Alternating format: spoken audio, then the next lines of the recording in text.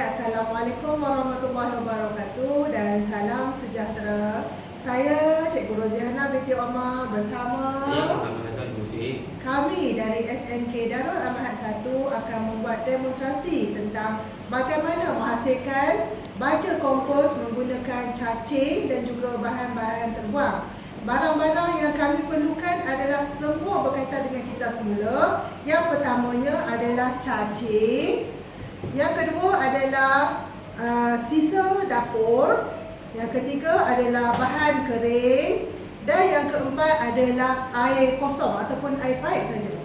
Okey, cara-cara menghasilkan baja kompos ini akan diterangkan oleh saudara Hazwan. Kita masukkan cacing ni ke kami.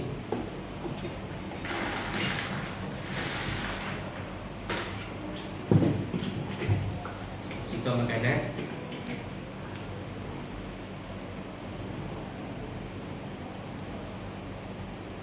Bahan kering dan air kosong.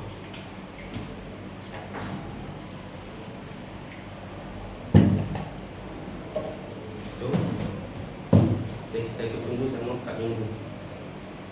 Dan lepas tu kita akan ambil air cacing ni. Kita akan semua ke tanaman yang kami tanam kat sekolah. Kita taruh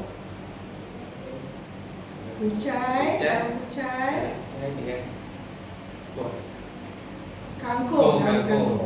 Okey, itulah sebenarnya penghasilan, cara-cara penghasilan baja kompos menggunakan cacing. Cacing yang kami ambil ni perolehi adalah di belakang kebun PPKI kami. Okey, sekian dulu untuk hari ini. Sekian, terima kasih.